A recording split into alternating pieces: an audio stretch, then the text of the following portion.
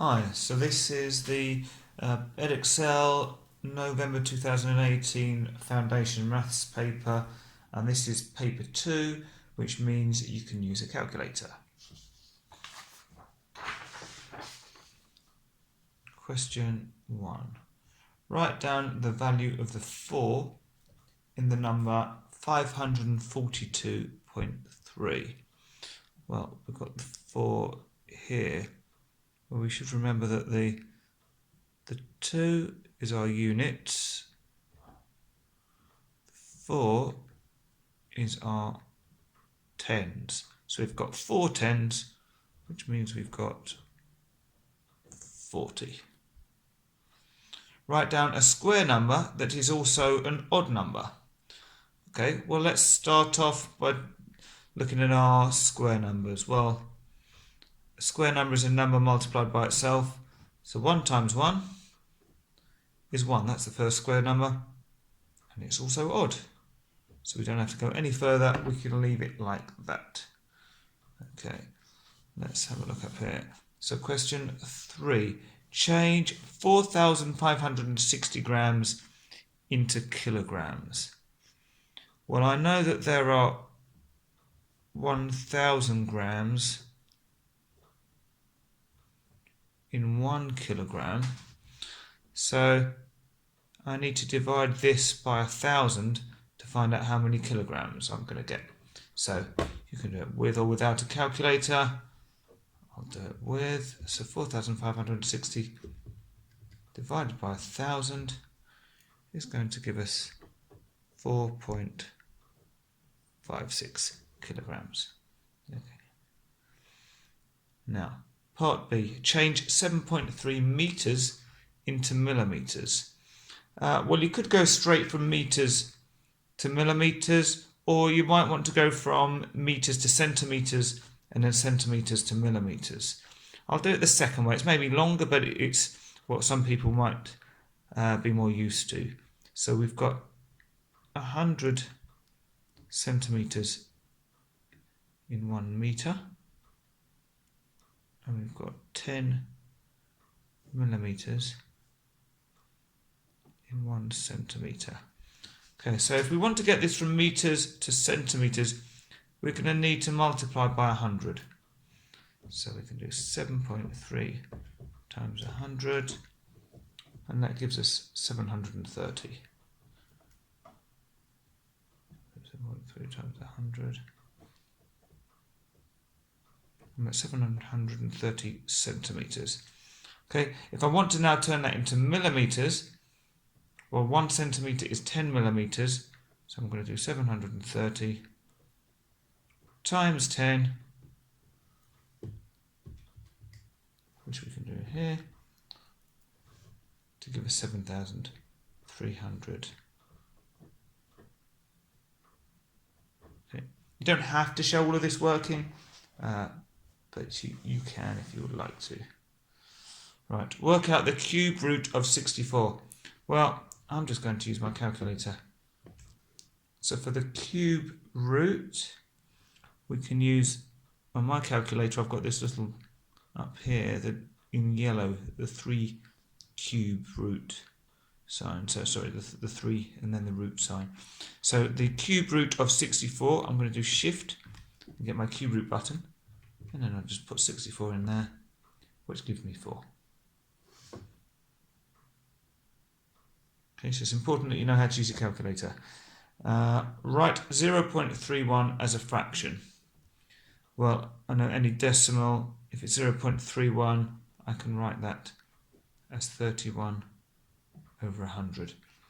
Then I'm going to see, can I simplify that? Well, no, 31's a prime number. So that's going to be as simple as it goes. Okay. Let's have a look at question 6. Here are 4 fractions. Write the fractions in order of size. Start with the smallest fraction. Okay? Well, I might do this differently if it was a non-calculator paper, but as it's a calculator, I'm just going to turn them all into decimals. So 3 divided by 4 This is 0.75.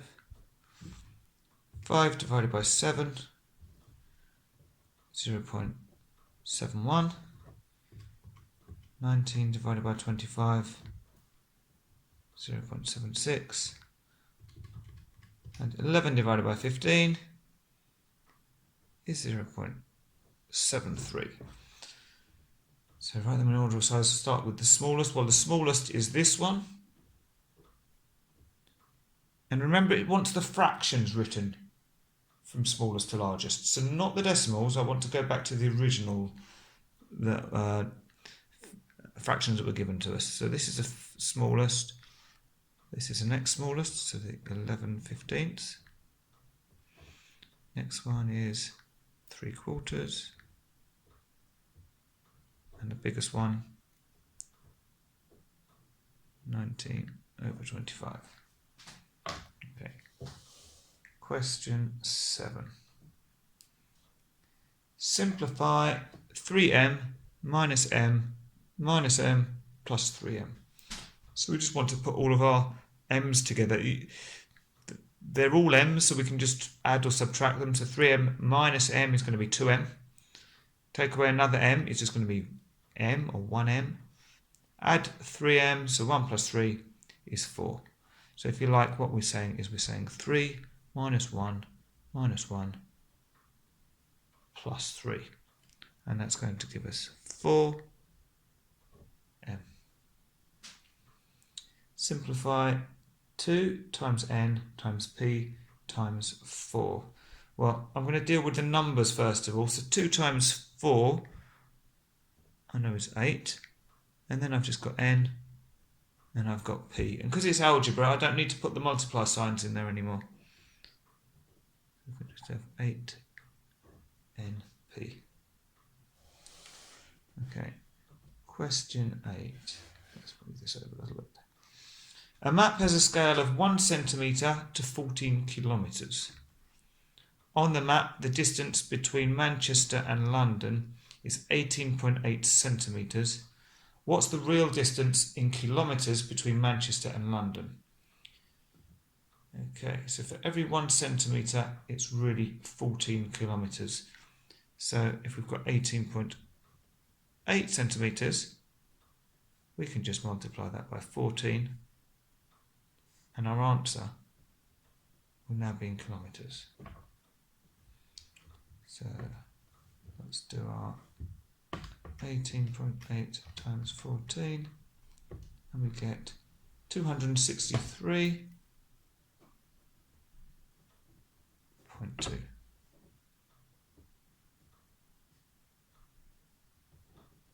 Now you'll see, usually I'm writing my answer up here and then I'm copying it down here, which you might think is wasting time.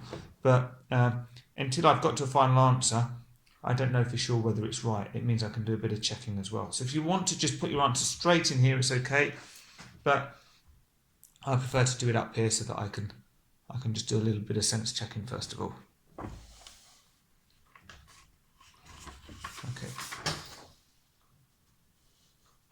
Question 9. The nth term of a sequence is 3n plus 4. Explain why 21 is not a term of this sequence. Okay, well, we could do it by start writing them out. So when n equals 1, we're going to get 3n plus 4. So it's going to be 3 times 1 is 3 plus 4 is 7. When n equals 2, 3 times 2 is 6 plus 4 is 10. When n equals 3, 3 times 3 is 9 plus 4 is 13. So we can keep on just writing them out. I think I will until I get up to around this number. So when n is 4, 3 times 4 is 12 plus 4 is 16. We'll do 2 more, I think. When n is 5, 3 times 5 is 15 plus 4 is 19. And 6. 3 times 6 is 18 plus 4 is 22. So you can see 21 isn't fitting in here. Yeah, we go straight past it. And if you look, you can see that each of these numbers is going up by 3 each time. starting off at 7 with n equals 1, going up in threes, and 21 just isn't part of the sequence.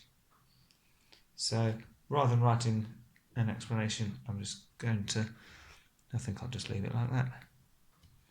Okay, here are the first 3 terms of a different sequence. Write down 2 numbers that could be the 4th term and 5th term of this sequence. Give the rule you've used to get your numbers. Okay, so how can we see a pattern, or how you get from 1 to 2 that would also get you from 2 to 4? Well, 2 is double 1 and 4 is double 2. So the next terms could be double 4, which would be 8,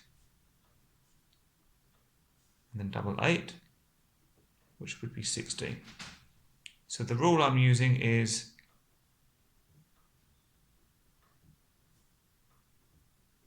double the previous number each time. The English or the grammar doesn't have to be perfect, it's explaining what I'm doing. So the 4th is, actually I'll do an arrow just to show it's not like a minus sign. So the 4th term is 8, the 5th term is 16. Question 10. Here is a number machine. So input your number, multiply it by 5, subtract 2, and you get your output.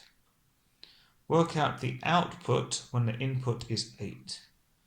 So if the input's 8, we're going to multiply it by 5, and we're doing this first. So 8 times 5 equals 40, or you can use your calculator. Then minus 2. So 40 minus 2 is going to be 38. Okay.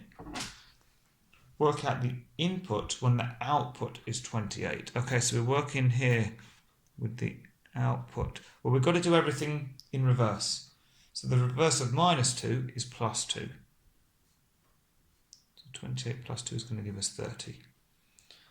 And the reverse, or the inverse operation of multiply, is divide. So we're going to do 30 divided by 5, which gives us 6. And if you want to check, you can now put it back in as the input. So if 6 is the input, 6 times 5 is 30, minus 2 is 28, which we've got here.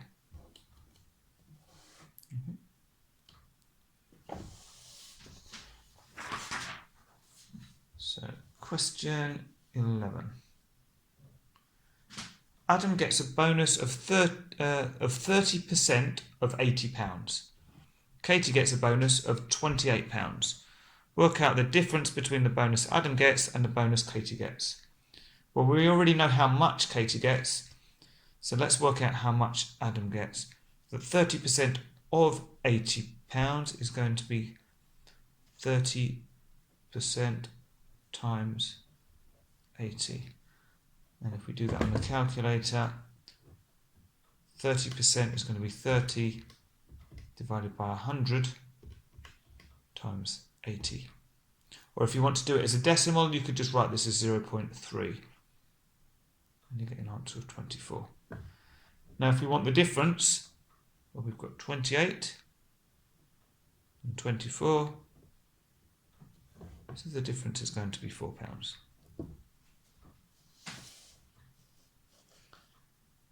Now we've got number 12. There are 49 counters in a bag. 20 of the counters are red. The rest of the counters are blue. One of the counters is taken at random. Find the probability that the counter is blue. Right, so let's work out how many are blue first of all. We know we're starting with 49.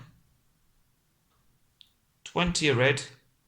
So if we subtract the 20, we can do this on the calculator, but I can promise you'll get an answer of 29. So 29 blue. So the probability that the counter is blue is going to be 29 blue ones out of 49 counters in total.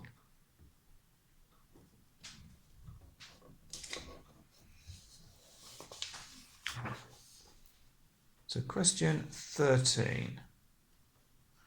A a square has an area of 81 centimetres squared. Find the perimeter of the square. Well, let's say that, let's call this L for length. Okay, well, I know for a square that L times L gives me the area. Okay, so I need a number that you multiply together to get 81. Okay, and I know that we need 9 times 9 to get 81. Alternatively, you can say that L squared is 81. So that means that L must be the square root of 81. And if you use the square root button on your calculator, you'll still get 9. Okay, so the length is 9. So the perimeter is going to be 9 plus 9 plus 9 plus 9. Or that's the same as 4 times 9, which is 36.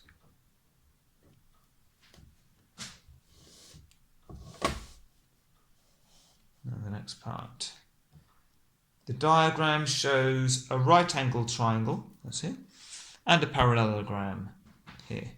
The area of the parallelogram is 5 times the area of the triangle. The perpendicular height of the parallelogram is h. Find the value of h. Right, well, we know the area of the parallelogram is 5 times the area of the triangle. Well, I've got enough information to work out the area of my triangle, because I know that area of a triangle is half times the base times the perpendicular height, which is going to be a half times 9 times 16, which should give me 72, but let's have a go. So 1 divided by 2 times 9 times 16, 72 centimetres squared. Right, the area of the parallelogram is 5 times that, so area of parallelogram 5 times 72, which is 360 centimetres squared. Okay, and the area of a parallelogram, well, if you could use the area of a trapezium formula, but it's actually simpler with the area of a parallelogram because it's the same as the area of a rectangle. Because if you think, what if we did a sort of vertical line here, we could take this corner and stick it on there to make it like a rectangle. So basically the area is going to be 30 times h. So we can put these together. So what we're saying is we know that 30h is equal to 360. So if we want to know what 1h is, well, we divide by 30 here, and we divide by 30 here. So 360 divided by 30, which should give us 12. Oh, yes. So h equals 12, and that's centimetres, but they've got the units. We don't have to put it in, but I will.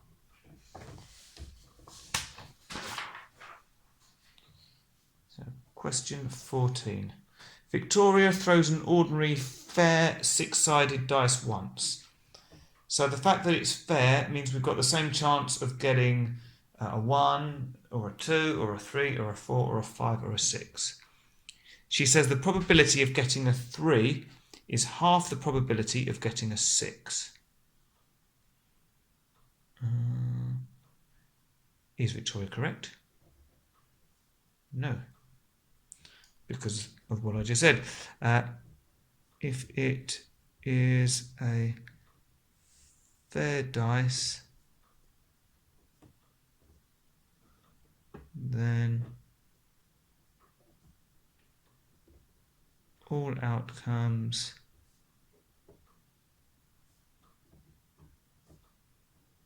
have the same probability. Okay, next part. Andy throws the dice twice. The probability of getting a 6 on both throws is 2/6. Is Andy correct? Right, well, if you think the probability of getting a 6 on one throw is 1/6. So is it going to be more likely that to get 2 6s than it is to get 1 6? Well, that doesn't make sense. So, 6 on one throw is 1/6. So if we wanted it, so we can say, is Andy correct? No, because what you would need to do, if you want the probability of getting a 6 on both throws, it would be 1/6 times another 6. So no. Probability of getting the 6 on both throws is, and let's work it out, 1/6 times 1/6. 1 times 1 is 1. 6 times 6 is 36. Idris throws the dice once. She also throws a coin to get heads or tails. List all the possible outcomes she can get. Okay, so she can get a 1, a 2, a 3, a 4, a 5, and a 6. And she can get a 1 in a head, a 2 in a head, a 3 in a head, 4 in a head, 5 in a head, and 6 in a head. And so she can get exactly the same dice numbers, or die numbers, but with a tail.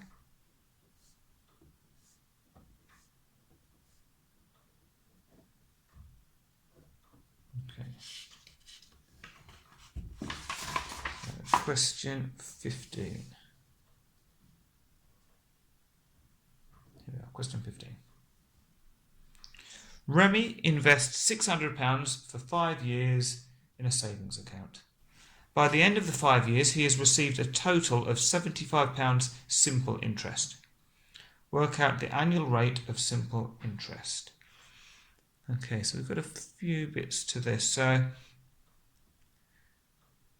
because it's simple interest, what that means is the amount of interest each year is the same. So if we do 75 divided by the 5 years, then we'll get how much in pounds the interest is for 1 year. So that's going to be £15. And let's put per year. So we want to know what the annual rate of interest is. So we want to know what £15 is as a percent of the original savings amount. So we're going to do 15 divided by 600, and then we're going to multiply it by 100 to turn it into a percent. So 15 divided by 600 times 100 gives us 2.5%.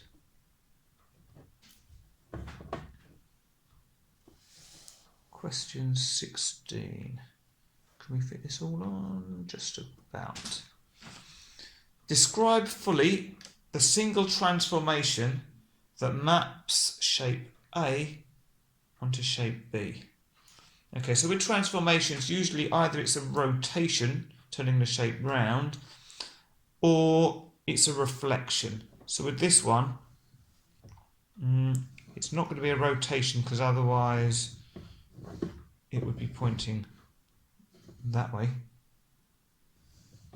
In fact, it's a reflection. If you imagine we had a mirror going along here. So the single transformation is a reflection, and we can say in which we want to say if it's in the x or the y axis. So we can say reflection in the x axis, and it's at the point, it's kind of on the line, isn't it? So it's when at y equals 0. Okay, because you could get a reflection in the x-axis. X-axis just means that we're flipping kind of top to bottom. But we're getting top to bottom, but we're also getting it where y equals 0. Okay. You probably wouldn't have to put both of those on, but I just think for completeness it's good to be clear.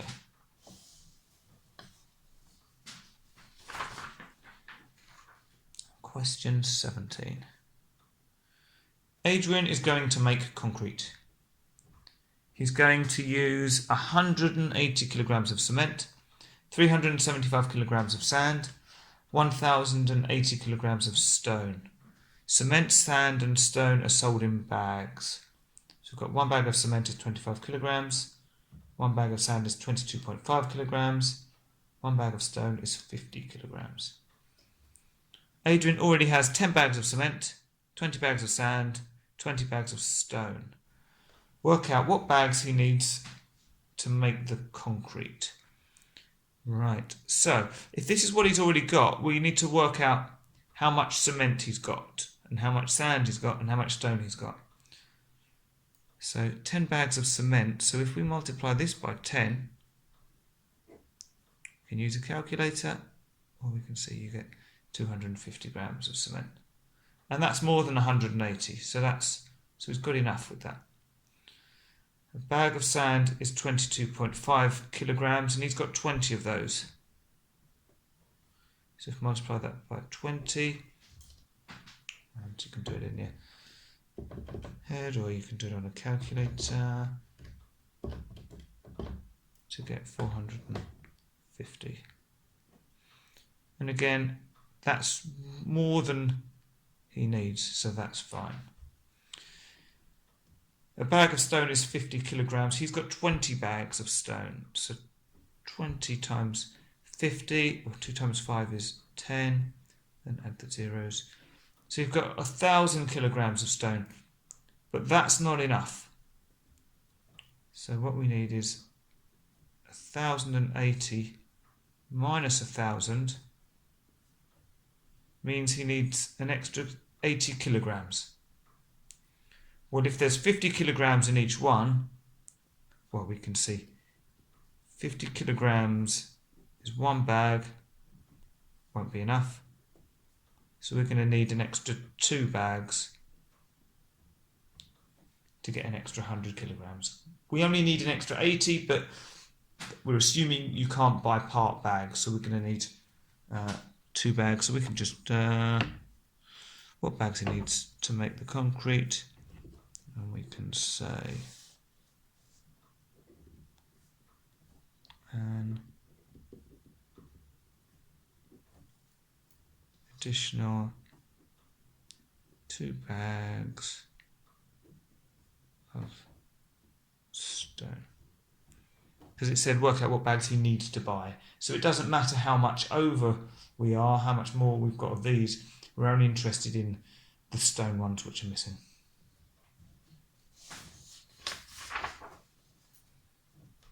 Question 18. So, Bill wants to increase 150 by 3%. He writes down 150 times 1.3 equals 195. Bill's method is wrong. Explain why. Well, the main reason is because 1.3, the 3 is the tenths. So this is actually 130%. Okay, so 1.3 represents, or is equal to, 130%, not 103%. And we can be, which would be 1.03. So not only are we saying why it's wrong, we're also saying what it needs to do to fix it. Again, more than we have to do, but it shows you understand what you're doing. So Sally wants to decrease 150 by 3%. Complete the statement.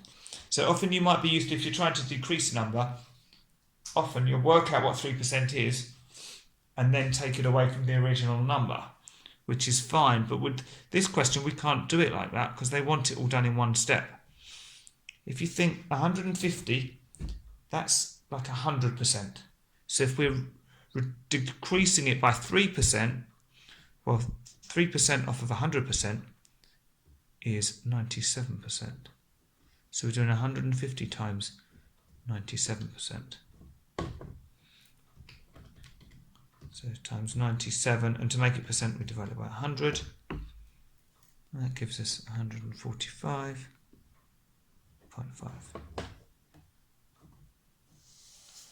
Question 19.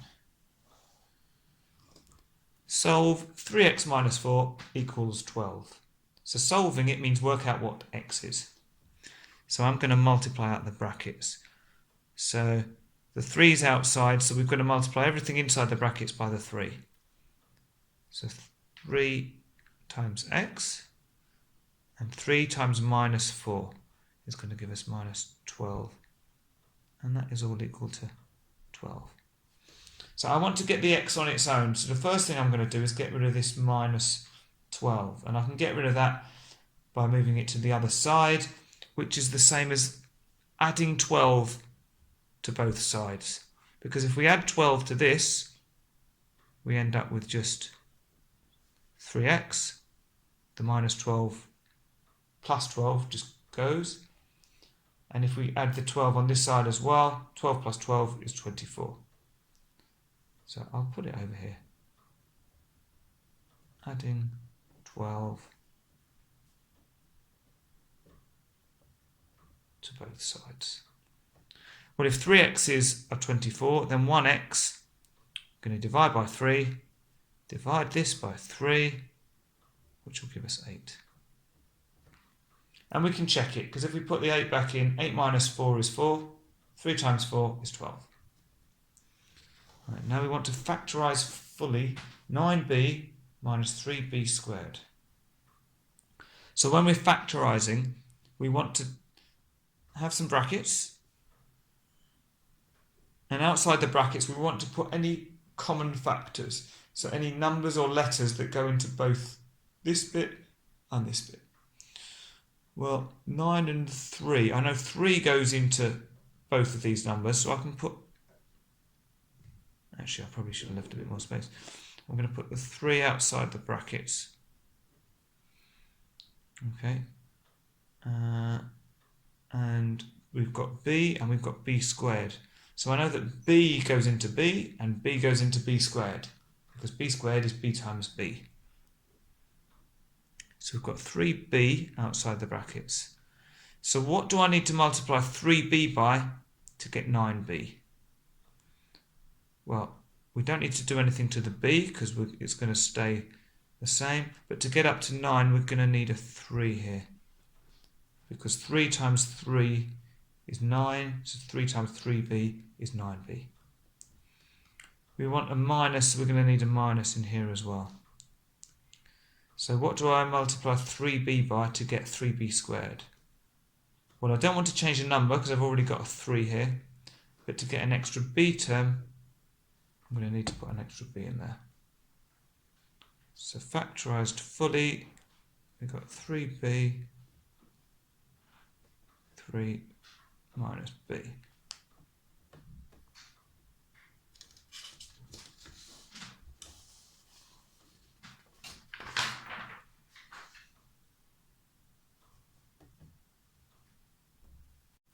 Question 20.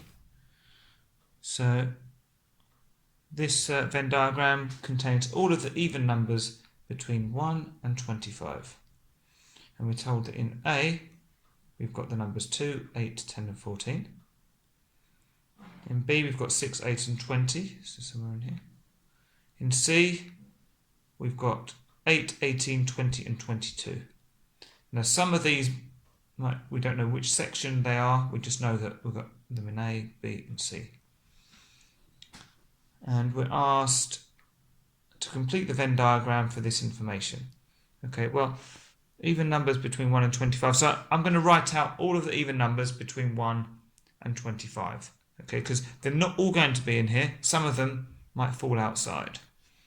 So we've got 2, 4, 6, 8, 10, 12, 14, 16, 18, 20, 22 and 24, just fitting on there.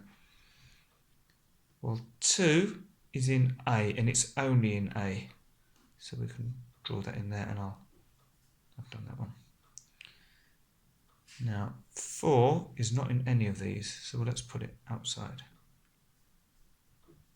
6 is in B, and it's only in B, so we'll put it in there. And number 8 is in A, B and C, so we can put that here in the middle and cross it off. 10 is in A, and it's only in A. 12 isn't in any of them, so we can put that outside as well. 14. 14's in A, but not B or C, so we can put 14 here. 16 isn't in any of them, so we can, let's put that out here as well. 18, not in A, not in B, but it is in C. 20, not in A, but it is in B and C. So we want this overlapping bit of B and C. Now 22, not in A, not in B, but it is in C.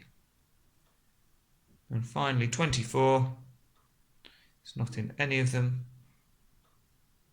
so we can put it there. Let's move this up so we can still see the Venn diagram and we can see the next part of the question. A number is chosen at random from our Venn diagram. Find the probability that the number is a member of A, and you can call this intersect or A and B. So in other words, in this area here, because these are all the numbers that are A and B. Okay, well, how many numbers have we got all together? Well, we've got 1, 2, 3, 4, 5, 6, 7, 8, 9, 10, 11, 12. So the denominator of our fraction is going to be 12. And how many of them are in the area A and B? Well, we'd said there's only one number in there, the number 8. So it's just one of them, so it's just going to be 1/12.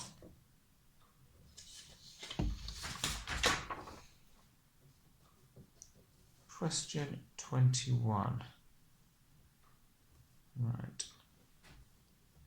Sean has information about the height in centimetres and the weight in kilograms of each of 10 rugby players. He's asked to draw a scatter graph and a line of best fit for this information. Here is his answer. And then what you can't see down here, but if I move it up like this, now you can. Sean has plotted the points accurately. Great. Write down 2 things that are wrong with his answer. So the points might be fine, but this line of best fit, well, a line of best fit is supposed to be going through our data. So really, I should be using a ruler here.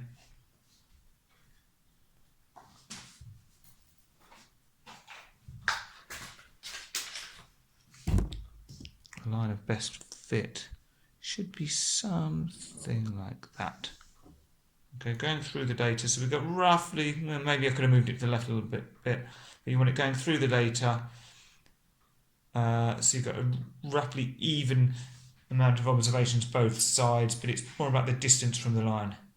So you can see None of them are too far away from the line. But he's not done that. So, two things that are wrong with his answer. Well, we can say, well, I suppose the main thing is his line of best fit does not follow the trend. So the trend is just the overall sort of direction of the data. Okay, and let's move it up so we've just got enough space to write the second one as well. What else is wrong with this? Well, actually, if we look at our numbers here, well, for one, we're not starting at 0, but more importantly, we're going up in 10 here, 10 here, 10, 10.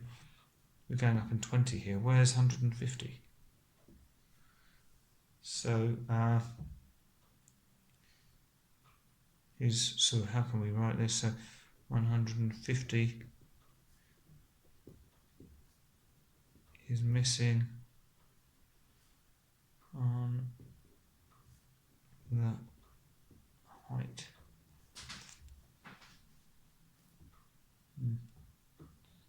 So the scale is wrong. That should be sufficient.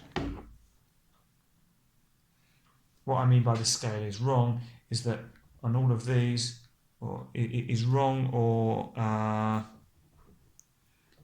maybe say inconsistent, because up here each of these little boxes is worth 1 centimetre, but down here, because we haven't got 150, each of these little boxes is going to have to be worth 2 centimetres.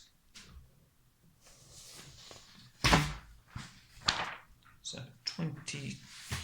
question 22.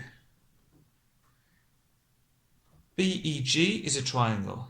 So they're talking about the corners here, B, E and G. ABC, this line, and DEF are parallel lines. Work out the size of angle X. So X is over here. Okay, give a reason for each stage of your working. Well, what do we know? Well, we know that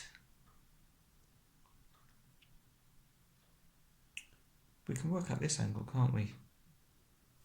So we can say that the angle BEG, so I put angle BEG, so BEG, so writing it in the middle because that's the angle we're interested in. Well, that's going to be equal to all of this. This is a straight line, so it's going to be equal to 180 minus 110 and minus 25. Okay, so we know a straight line is 180 degrees. If we take off this bit and take off this bit, we're left with this bit. So 180 minus 110, you can do it in your head or we can do it on the calculator.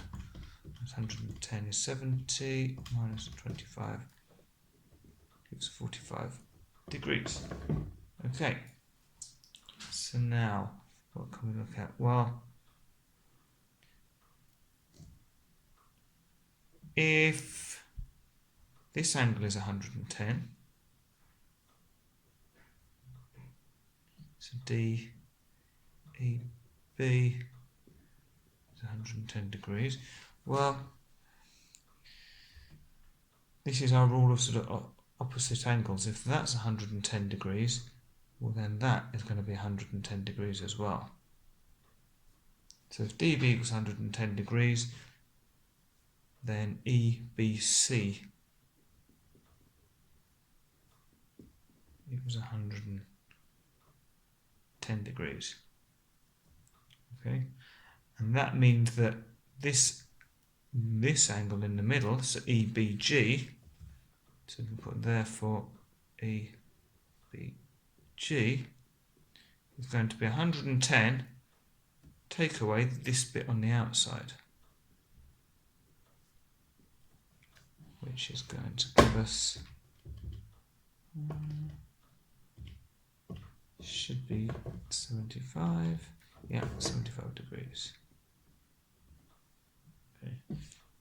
So now we know this angle is 45 degrees. We know this angle is 75 degrees. Well then, we know that all angles in a triangle total 180 degrees. Therefore, x is going to be 180, take away 45, and also take away 75.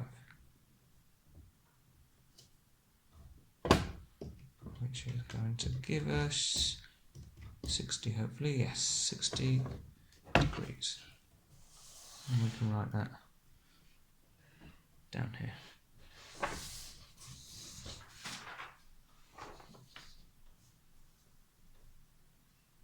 Question 23. Northern Bank has two types of account. Both accounts pay compound interest. So remember, in the previous question we had simple interest.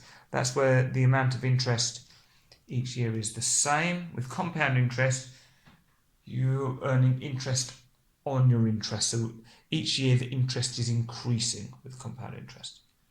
So we've got the cash savings account where the interest is 2.5% per annum just means per year, and the shares account where the interest is 3.5% per annum. Ali invests £2,000 in the cash savings account. Ben invests £1,600 in the shares account. Work out who will get the most interest by the end of 3 years. And it's saying the most interest. It's not saying who will have the most. Okay, so let's start with Ali. So if he's got £2,000, getting 2.5% interest, so 2.5, divide it by 100 to get it as a decimal, and then we need to add on 1, because that's what we're multiplying. Oh, actually, no, we don't need to do that. Yes, no, we do. We're adding on 1 because we're multiplying it by the 2,000. So this is going to tell us how much interest plus original amount he's got, but we want it for 3 years, so we're going to do 1.025 cubed. So if we were doing it year by year, we'd do 2,000 times 1.025, then we'd multiply that answer by 1.025, then we'd multiply that answer by 1.025.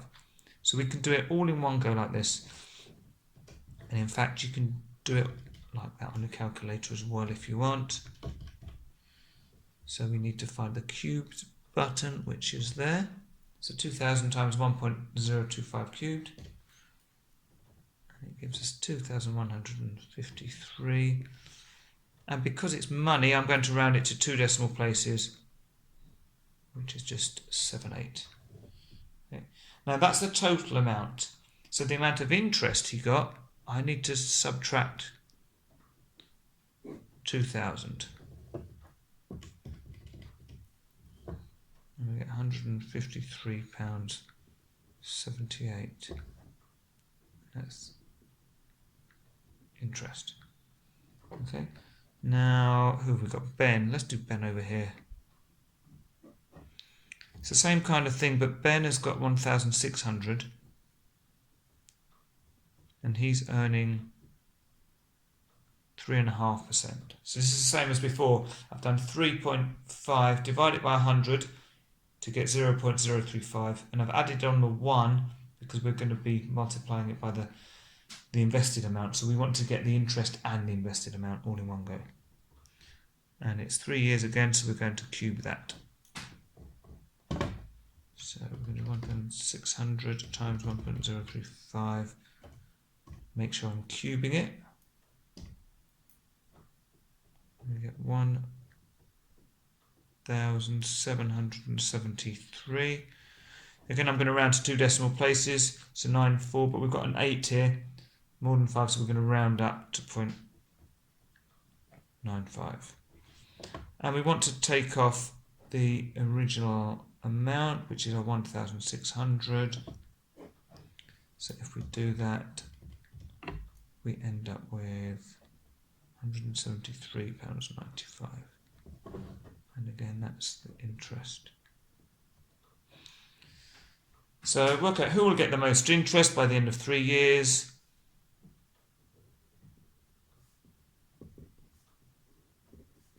Ben will get the most interest.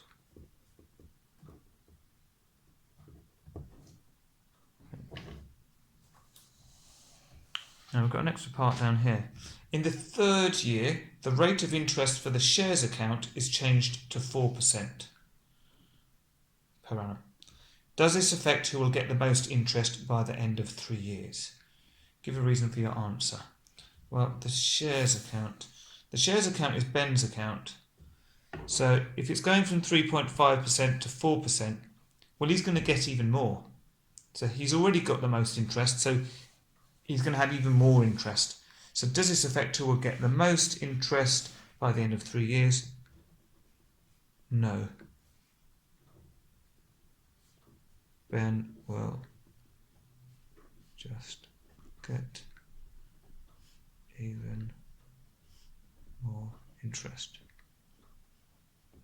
If you want to, you can work out how much more he'd get, but it's only worth 1 mark. So this comment is going to be sufficient.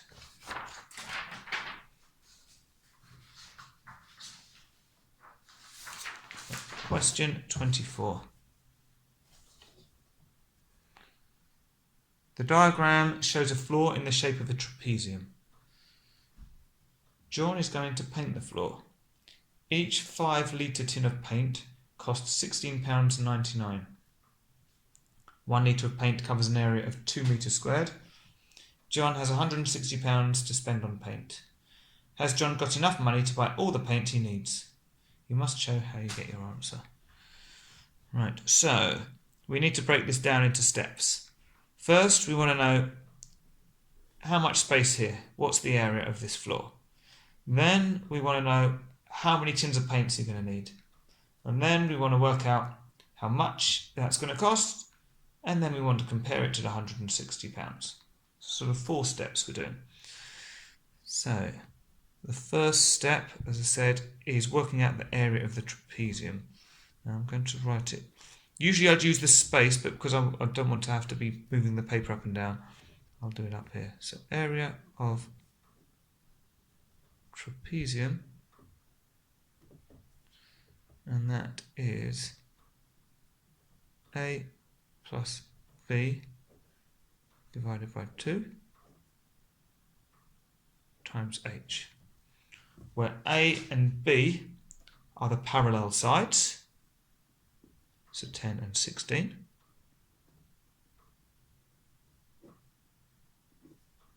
And H is the distance between them in a straight line. Okay, so if we put all of that into our calculator, 10 plus 16, 26 divided by 2, 13 times 7 is 92. 91, sorry. Right.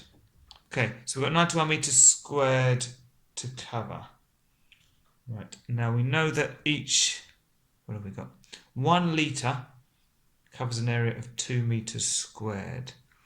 So 91, so this is, I can put this, area of floor. 91 divided by 2, 45.5. So that's how many tins needed. But you can't buy part of a tin, so it's going to be 46 tins. We don't want to go down because it won't be enough. We need to have this amount or more. So 46 tins. Okay. Oh, sorry, not 46 tins. This is litres, isn't it? Right. 1 litre of paint. Yes. So litres. Now we want to work out how many tins. So now we're going to say 46 divided by 5, because we know each tin's got 5 litres. So that's going to be 9.2 tins that we need. So, no, in fact, that was all fine. We can just leave it as 45.5 litres needed.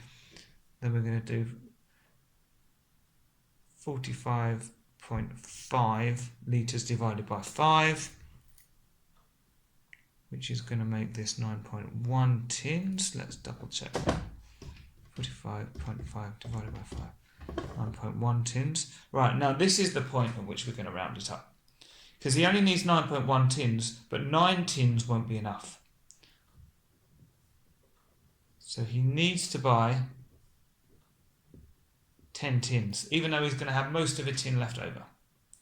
Okay, right, so for the final bit, how much is it going to, well, the penultimate bit, 10 tins times £16.99 is going to be £169.90.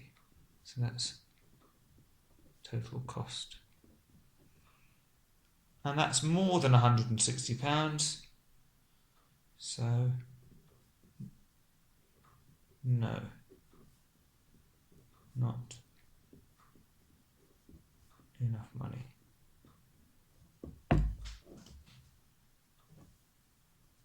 Apologies for the mess. Okay, question 25.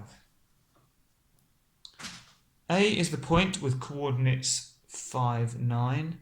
B is the point with coordinates D, 15. The gradient of the line AB is 3. Work out the value of D. Okay, well that's, at the moment, that just seems like a lot of words. So I'm going to draw, and this isn't going to be to scale or anything.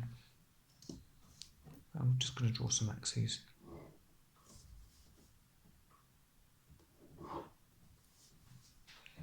This is my X, this is my Y. So we've got a point 5,9, so let's say, if that's 5, and that's 9. So we've got a point here. This is A. B is the point with coordinates D, 15. So we know 15, so 15 is going to be up here somewhere. So D is going to be somewhere over here. Okay, we don't know exactly where this is going to come across. Again, this is just a sketch, so it doesn't matter if it's not accurate. And D is going to be somewhere down here. Okay, but we've definitely got A and B. Right. The gradient of the line AB is 3. Work out the value of D. Well, the gradient is this, and let's call it Y over this, or change in Y, really. Change in Y over change in X. So, if we know that this distance, so what we want is the change in Y with the change in X is equal to 3. Okay, well, do we know what the change in Y or the change in X is? Well, we do, because we know that the change in the Y is going from 9 up to 15. So it's 6 divided by the change in X. So we want 6 divided by something, which gives us 3.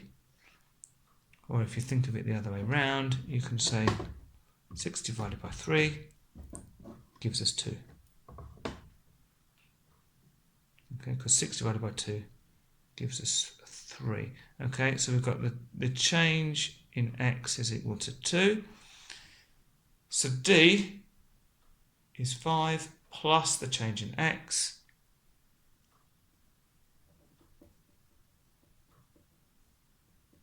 which is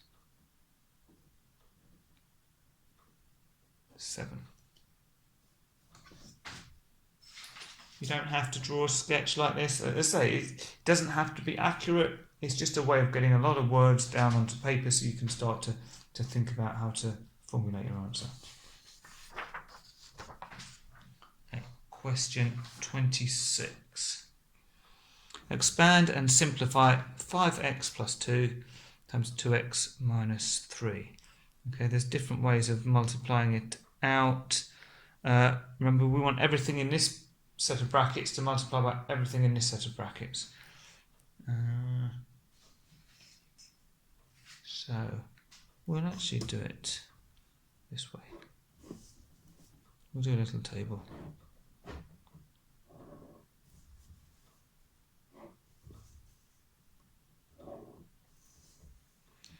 So up here we've got 5x and 2.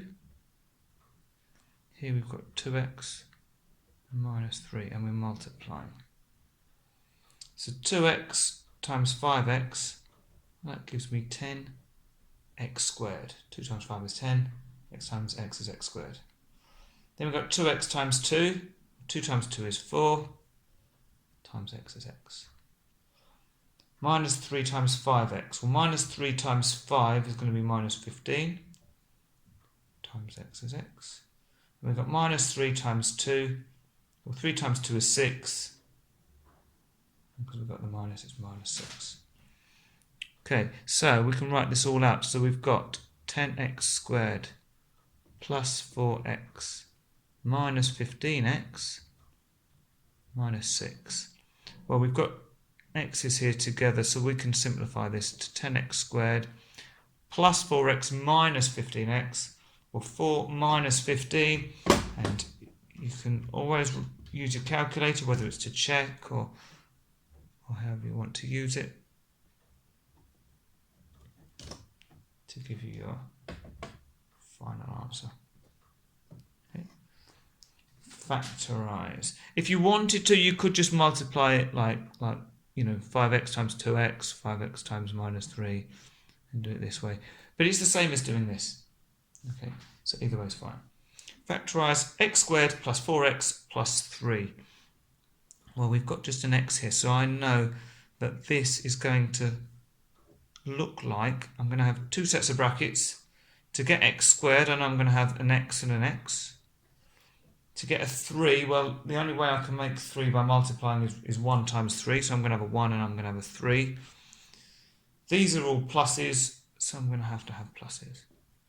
And now I can check it, because x times x is x squared, x times 3 is 3x, x times 1 is 1x, so 1x and 3x is 4x, and 1 times 3 is 3. So we've got everything that we need there. So we've got x plus 1, x plus 3. The last question. Write the number 0.00007547. You can try and work it all out, which is absolutely fine, but if you've got a calculator, you can just type it in your calculator, so long as you put the right number of zeros in, and it will do the hard work for you. 7.547 times 10 to the minus 5. Okay. Write 3.42 times 10 to the 4 as an ordinary number. Okay. Well, 3.42. 10 to the 4, so we're multiplying it by 10 4 times. So let's just put some trailing zeros on. I'm not changing the value of this. The reason I'm doing that is because every time we multiply by 10, we move the decimal point one place to the right. So 1, 2, 3, 4. Okay, so now I've got 3, 4, 2, 1, 0, and another 0. And then I'm going to have the decimal point. So I can put 0.0 if you want. Okay, and just to be clear, I can then count back to, I can put my comma in if I want. So this is 34,200. Okay, part C. Work out 2.3 times 10 to the 4 times 6.7 times 10 to the 3. All of that divided by 5 times 10 to the minus 8. Right, well, we can do this in 2 chunks. What I'm going to do is I'm going to take the 2.3 times the 6.7. So I'm going to take all of the bits that haven't got powers. All of the 10 to the powers I'll put together. Everything else I'm treating separately. And because they're all multiplying, it doesn't matter what order we do it. So I'm going to have the 2.3 times the 6.7. Okay. And then I'm going to have the 10 to the 4 times 10 to the 3. Okay. And all of that is 5 times 10 to the minus 8. Okay. So by doing it this way, I almost want to put some brackets around these. So the 2.3 times 6.7 divided by 5 is going to give me 3.082. Now all of this we can deal with separately. Okay, because when you're multiplying a number which is the same with different powers, well then you add the powers together. So this is going to be 10 to the power 7 over 10 to the minus 8. And then when you're dividing by two numbers which are the same but have different powers, then you subtract the powers. So this is going to be equal to 10 to the power 7 minus, but it's minus 8. In other words, that is 10 to the 7 plus 8, so 10 to the 15. So we can put that back in here. 10 to 15. And that's going to be the final answer that I write down here.